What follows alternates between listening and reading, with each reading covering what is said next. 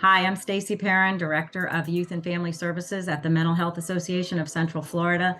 Please remember that mental health is health. You're listening to Black Men Sundays. It's a Black Man Sunday. Time to put all childish things away. I refuse to be the man I was yesterday. Gotta put my best foot forward and elevate. What's going on, everybody? This is Black Men Sundays. I'm your host, Corey Sylvester Murray. We're talking about generational wealth. We're talking about mental health, and we're talking about finance and business. And before we introduce today's guest, my brother Eric from Huntsville, aka Hunts Vegas, Alabama. First off, how's the weather, and who do you have for our Black Men Sunday spotlight? Hey, thanks, Block Tor. The weather here is great, man.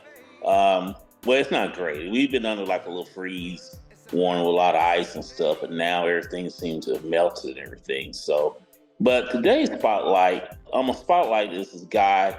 His name is Ronnie Long. This is the thing about Ronnie Long would make him stand out as a spotlight, and we just kind of recognize him.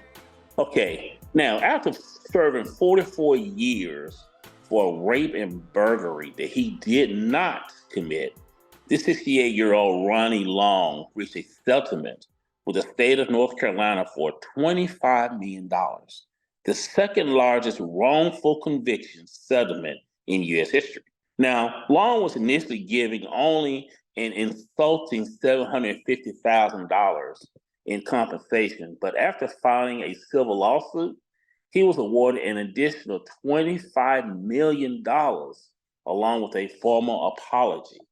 Now, in 1976, Long was only 21 years old when an all-white jury that was handpicked by local law enforcement convicted him of raping a prominent 54-year-old white woman in Concord, North Carolina. And he was given 2 life sentences.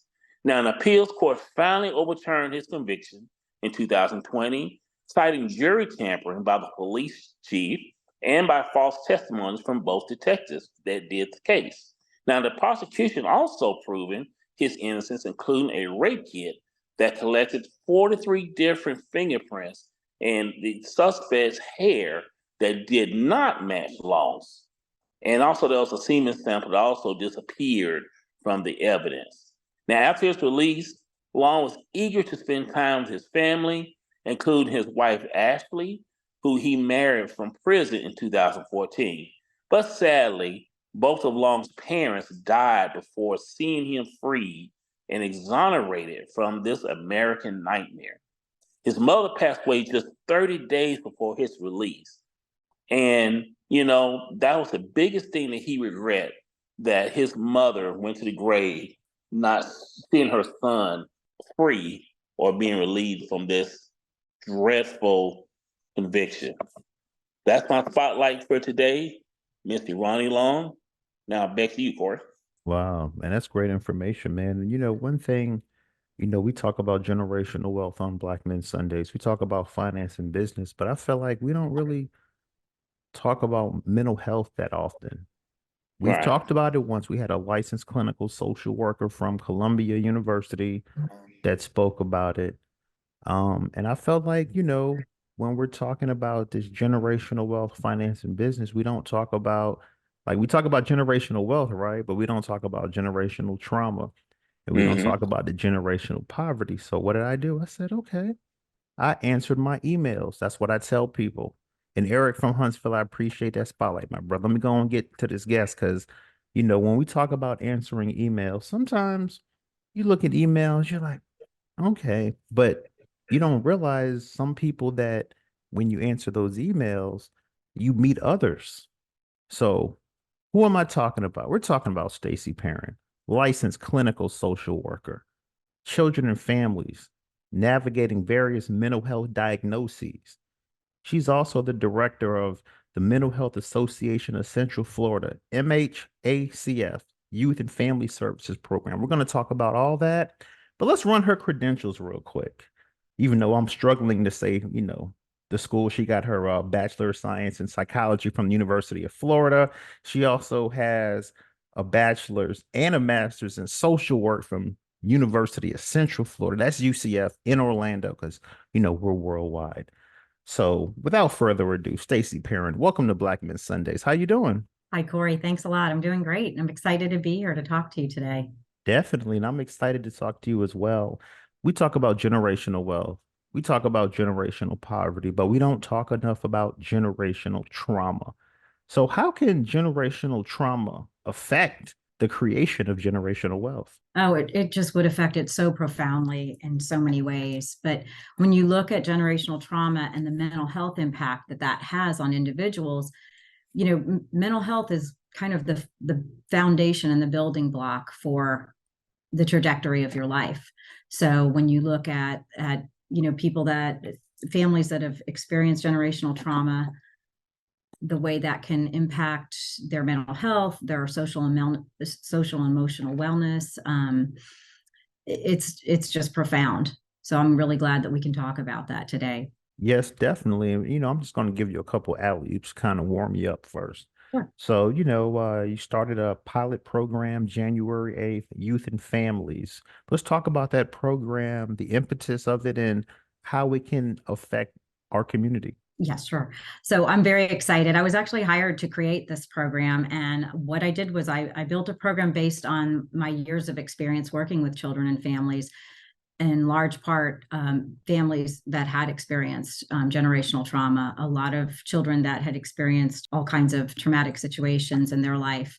So I created a model to empower children, to educate them about their individual mental health, the symptoms they had, how it impacts their behaviors, and then to start empowering them by building into their lives strategies that they could use to cope, and that could then help them make different choices and lead them to greater success in their lives.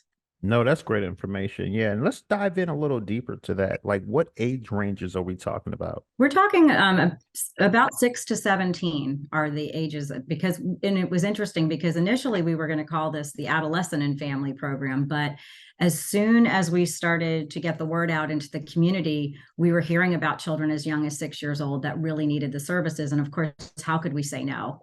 I want to get to kids as young as possible. And so we changed the name to Youth and Family Services, and we've already been working with some younger children. When we talk about generational wealth, mental health is health.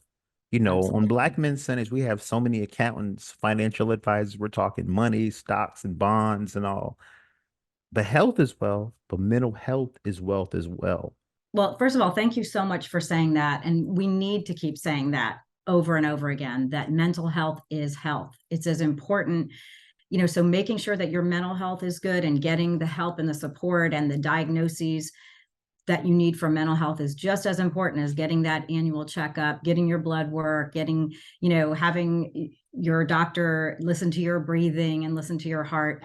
We need to destigmatize seeking help for mental health and make it as seamless as getting that annual physical is. Nobody has a stigma about going to a doctor, right? If your child has a cough or has some allergies, or maybe is struggling with their vision, there's no stigma attached to seeing that medical professional that can intervene there and help them.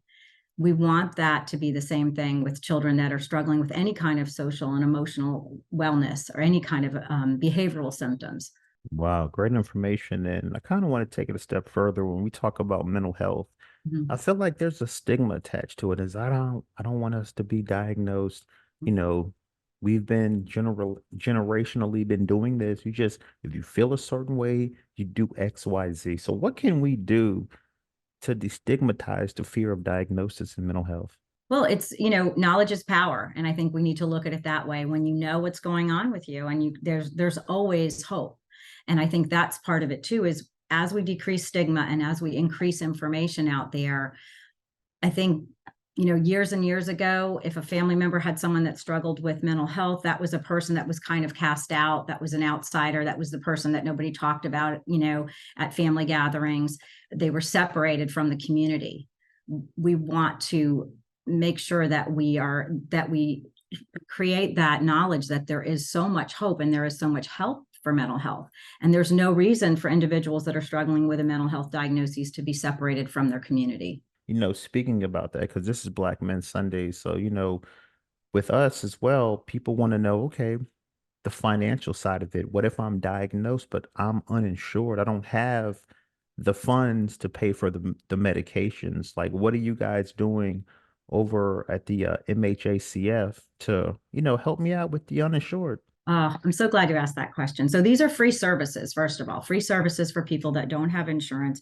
And we also have funds for medication when that is needed. That we do have a collaboration with the Orange County Medical Clinic to make sure that people get the medications that they might need. We don't want finances or insurance to be a block to getting the kind of help that people need. Definitely. And, for a lot of our listeners, I mean, we cover the full spectrum. We have CEOs that listen. We have homeowners that are buying their first home, buying their second, third home.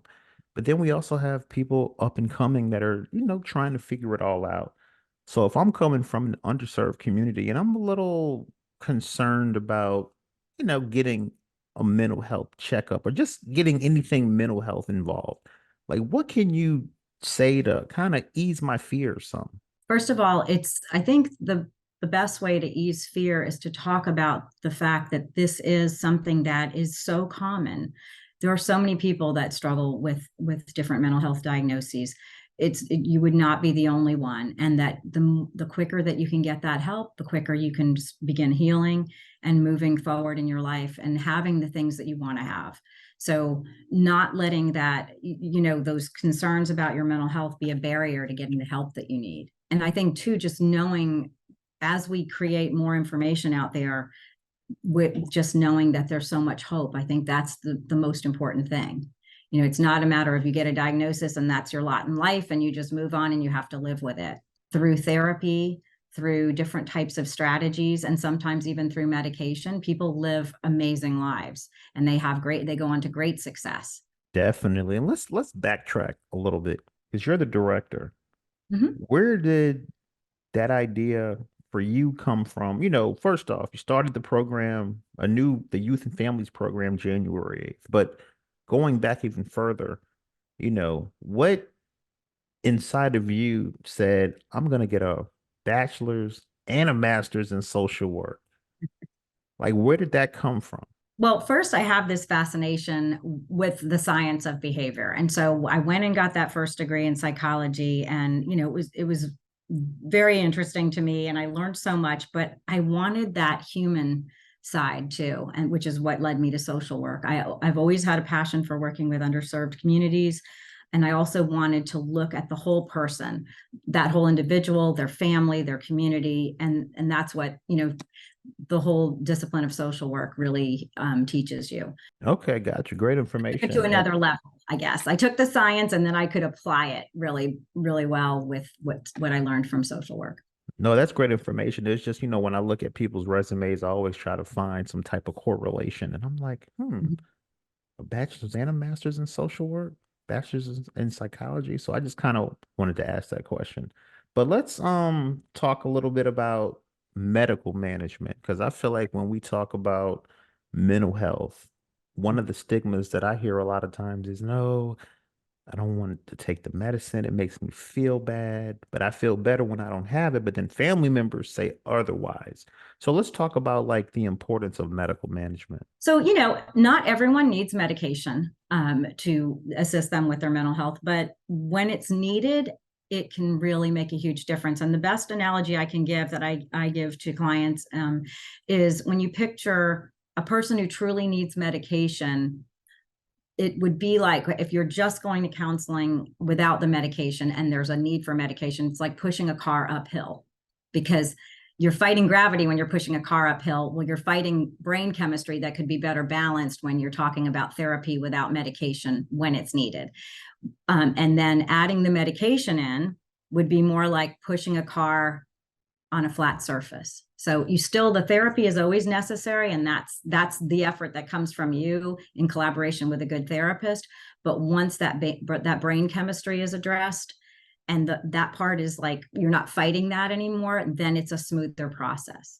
But again, not everyone needs medication, but when it is needed, it can make a profound difference. And I think the other thing that's really important for people to understand is that sometimes the first medication that's tried isn't the right one. And there's a process that you work with a good prescriber. And these are people that are trained in brain chemistry, and they will, sometimes it's a matter of adjusting that medication. Other times it's a matter of you not responding well to that one, but there are so many others out there. I think that's a very important thing for people to understand. I've heard, so many times where someone tries a medication, they either didn't get it to a therapeutic level, or it just wasn't the right medication that fit them and their DNA. And they thought, this means it won't help me at all. It just means that wasn't the right medication. Yeah, I had to ask that question because I get emails about that often. And let's go back to family culture, Sure. behaviors, normalization of family culture. Because, you know, when we talk about generational wealth, we kind of the mental health only pops up randomly, but it's not like, I take the initiative to have a Stacey Parent on the show. That's why you're here, because it's like, we have these money professionals, but then they start talking about, oh, I'm getting counseling, I have mental health issues. And it's like, whoa. And this has come up a few Mhm. times.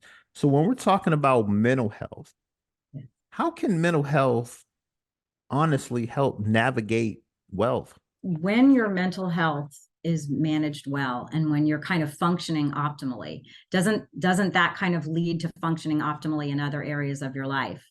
So when you look at for instance, if you are a person that has high anxiety can be paralyzing to people.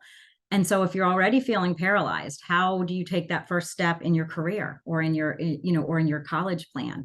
It's going to be a foundational, building block to everything that comes after that.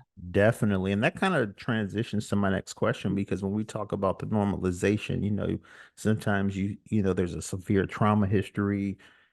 Sometimes you see the kids lash out, PTSD, depression, schizophrenia, autism spectrum, which we had a sister on here that runs a successful business and she's autistic.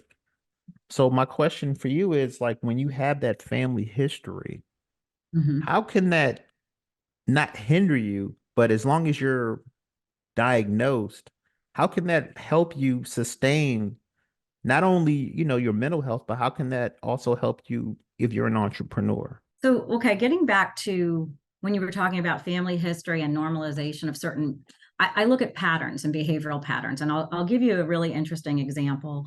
When I worked in Rhode Island, I had a few different families that lost family members through, violence in the community, or through an overdose situation.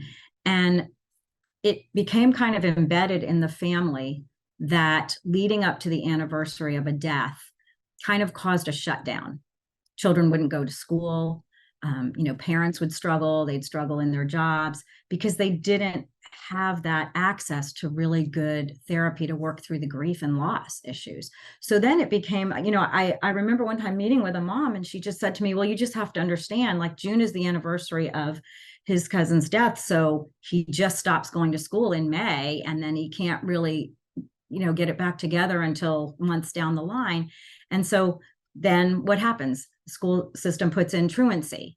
Well, how is that helping with grief and loss, right? So now we're meeting trauma and pain and grief with punitive measures instead of therapeutic measures.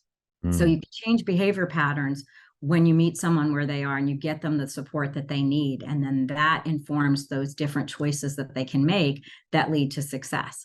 And we say nothing succeeds like success, right? They taste that success. They start seeing, oh, I don't have to live like this. This isn't just what my family does every year. Yeah, It can change the trajectory of an entire family. yeah, great information, because, when I think of mental health, especially people that have been diagnosed, a lot of times I see that Mhm. they separate themselves from the community. So what can we do to aid not just, education in mental health, but what can we do to help our brothers and sisters that may have mental health issues, but they're kind of, they feel a little slighted, separated from society, from the community? Like, what can we do to, help them? In the bigger picture, it's again educating everyone about the fact that mental health is health, and that there shouldn't be a stigma, and that this isn't something to be punished. I think looking at the basic of restorative justice practices and how it's key to have those relationships. And the more someone feels included, the more they take care of their community as well, and they contribute to the community. So the last thing we should be doing is making someone feel like they aren't included, that they're being cast aside, that there's something about them that makes them unworthy of being connected to community. So I think that's, we have to educate everyone about this. It's kind of evolutionary that people are suspicious of something that's different. And I think the more we can normalize conversations about mental health and let people understand how many people in society struggle, the less different it seems. And it does seem, you wouldn't shun someone for having asthma, right? You wouldn't shun someone for having a peanut allergy or diabetes. So this is another issue that is just as prevalent and important to include people. Yeah, definitely. Because what I immediately think of like underserved communities. I'm from Brooklyn, New York, where, you know, you may see a couple neighbors, okay, you kind of just knew certain days don't play with him that day. But that leads to my questions, like when we talk about mental health, but untreated mental health, Mm. and then you see kids, lashing out, having impulse, not realizing, they need some help. So what can we do in our underserved communities to really hit it home? Well, I think in addition to just educating communities and letting people know where the help is available, I think it's programs like the one that, like the programs that we have at the Mental Health Association of Central Florida that are increasing that access. Because as people access supports, they make these important changes. Like, talk about some of the programs that you just have going on right now. Well, so, the Outlook Clinic is where my program is based out of. And Outlook Clinic has, for many years, had a free counseling and medication and case management program for adults without insurance. The program that I'm starting now is for youth and families, but also will provide, free counseling, free care coordination, and free medication management for youth that don't have insurance. That's one part of what we offer. We also have a connections department, and that's really important for people to know about, because if you go on the mhacf.org website and you go to the connections tab, that's how you can access the adult and the youth and families programs for counseling. So, and Connections also has this huge database that can connect people, even people that have insurance, with providers in the community all over Central Florida. We have a guardian advocate program too for people that need advocacy, that don't maybe have a family member or a close relative that can, support them through that type of a journey. So we have that program. And then we have a reflections program that provides recovery coaching for people with lived experience that have lived with different mental health diagnoses. Definitely. And let's talk about the care coordination, because I feel like, Sure. a lot of people are going to be like, what's that? Let's talk about that a little bit. So, well, care coordination is I would do the clinical part. So, I would do the counseling. The care coordinator that I work with, who's amazing, helps, first of all, connect families with other resources that they might need in the community. And because my program also has a research component to it, because we're tracking the efficacy of this particular model, she checks in with families every week so that we're collecting data to see how kids are doing. We're talking about data. So, Yes. let's talk about how is the data being differentiated per family? Well, there's certain things that I'm tracking. So, basically what I want to see is what kind of progress are these kids making, right? So, looking at, so each program is very individualized for each child, but we would be looking at what are their main issues. So let's say one child has some real anger issues, and maybe the anger is being seen at home as well as at a community center and at school. So we would check in with the people in that child's life, the family, the school, and the community center staff, to see if there's a decrease in these behaviors, because we are also working with this child and teaching them different coping strategies and ways to manage that anger. Definitely. And, as the kid gets in middle school and high school, Mhm. how can your program, the Youth and Families program, help the kid once they're in that middle high school age to better think for themselves? Well, I mean, again, the younger that you can get a child, well, here's the thing about neuroplasticity. So that's the ability for a brain to kind of, for lack of, not to get too technical, kind of rewire and help those pathways to help a person make some different choices in the way they respond to things, think differently too. So the younger you can have a child access this type of support, the younger they start being able to make those changes, and they can start seeing a difference in the way they respond to things, and different outcomes will happen in their life, and they'll have a greater success and less problems. But that's not to say that throughout the ages, we used to think that only children had this neuroplasticity, but we know now through research that even adults do. So whether you're a young child, an adolescent or middle school child or high school child, therapy is still going to make a difference. So you're never too old to access that. What we hope with this program, though, too, is that there's, it's not that a child comes into therapy and is in therapy forever. That's not really the vision. What we want to do is help a child make that progress, make those changes in their lives, and then maybe step down to a different level of support. Maybe a child needs some, at that point, increased community involvement. It could be, different groups in the community or support groups, or sometimes even a sports team can be incredibly therapeutic, especially socially. So again, we want to be very child specific. And as we see that child make the progress where they can transition out of that weekly one-to-one therapy, it might be, less frequent therapy, but it could also be transitioning to community supports. Definitely, because I hear, adults that, they get diagnosed in their adult years and they're like, man, I wish I knew when I was a kid because this is why I acted this way. This is why I felt this way. So how important, in addition to your program, how important is to get, younger brothers and sisters, checked out for mental health? It's so important. I can't emphasize it enough, especially if a young child is struggling. The sooner they can get some type of support, that the sooner they will find a different, they'll find that intervention that can change the way they're responding. And again, you look at a child who starts to struggle, and maybe it's impacting them in school, and then maybe they're kind of getting labeled as a behavior problem, and then that's causing limitations. Or maybe a child who's struggling and having behavioral issues on a sports team, and they're asked to leave that sports team. Such an important part of a child's life would be to have that outlet, and now all of a sudden they can't have that outlet anymore because they're struggling behaviorally. So the sooner you can get these interventions going, and the child can make different changes and kind of get back to some of those important elements of their childhood, the better. Are you enjoying yourself on Black Men Sundays?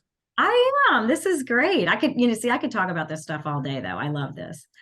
Yeah, me too. I can talk about it all day as well. Kalali, I see my brother Kalali's on here. You have any questions? Are you good, man? I'm good for right now, but the information so far is wonderful. It's good to see someone getting involved, early in childhood, and helping us, address issues, any issues with, childhood mental health. I feel like, especially in Black communities, that's like an underrepresented issue. People don't really address that issue. So kudos to you for doing that. Yeah, I guess that's one thing. I guess I do have a question. What are the negative impacts that you've seen from these type of issues not being addressed or going unaddressed as people go from childhood into adulthood? Oh, it's just, such negative impacts. I mean, and again, it's about just the way a child's self-image. So a child who's struggling because there are things going on beyond their control. Maybe this is a child who has, we didn't really talk about the adverse childhood experience score, but there's an actual inventory that like monitors a child, the types of adverse experiences that a child has encountered in their life. And so those things have a profound impact on behaviors and also physical health. And if they go unaddressed, that's going to lead to less and less success. It's going to lead to, not having access to some of the opportunities and resources that another child would have. So the sooner that intervention can happen, the greater the success that child can achieve, and the better the trajectory of their life can be. That's actually interesting. You should mention the adverse childhood experience score. Yeah, I guess they call that ACEs for short. Yep. My wife is a principal in an elementary school in DC public school, so she works with with that ACEs test a lot. With it's given to students to kind of assess what their mental state essentially might be Right. as they're entering elementary school or as they're going through elementary school. And so that's it seems to be an interesting tool in terms of trying to assess students, what their mental state might be, how they might be responding in the educational facility or in the educational environment due to trauma that they might have received in their lives and things like that. And so have you in using that, have you seen where addressing that kind of trauma or addressing different kinds of traumas early actually allows them to be able to do better, let's say in the educational environment? Or is that something that needs to be even paid more attention to? Because I'm not even sure if that's something that's being addressed in all of the school systems. I think it varies in school systems. I absolutely believe it's so critical that we are taking a trauma-informed approach with children. I think that it seems to depend on funding and states and school districts in terms of how much training school staff are receiving and how much they embrace that trauma-informed model. But I cannot emphasize enough how important it is to identify those things as early as possible in a child's school career, because that's where those important interventions can take place. When I look at some of the kids I've worked with, even some of them that I've worked with recently, definitely they're getting in trouble at school. That's just a big part of what brings them to therapy, and helping them to understand why they got in trouble, like why they did the thing they did and what's going on in their mind that is kind of causing some of those maybe impulsive decisions or anger outbursts or anxiety that looks like anger, but it's really anxiety. Educating a child about what's going on inside them and what they can do to like truly manage it, because like that explosive anger doesn't make it go away. It just makes things worse. I don't want to ramble, but when you think about like a child who has anxiety, oftentimes an anxious kid gets very explosively angry because they're just so full of that. They get very dysregulated because they're just so uncomfortable. And so they might have an anger outburst. And then it's like, this is just a bad kid. This is an angry kid. It's an anxious kid. This is a kid that needs help.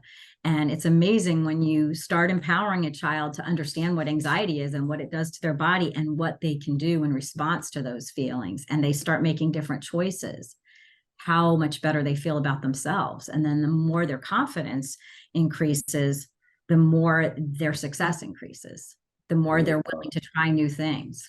Wow, yeah, definitely thank you for that. That's it's interesting. I guess it's, obviously it's a vital concern to us, because if children are dealing, especially again in the Black communities where children disproportionately are dealing with these kind of traumas and they go unaddressed, and then they end up in the education system, and the education system doesn't necessarily always know, what to do with our children.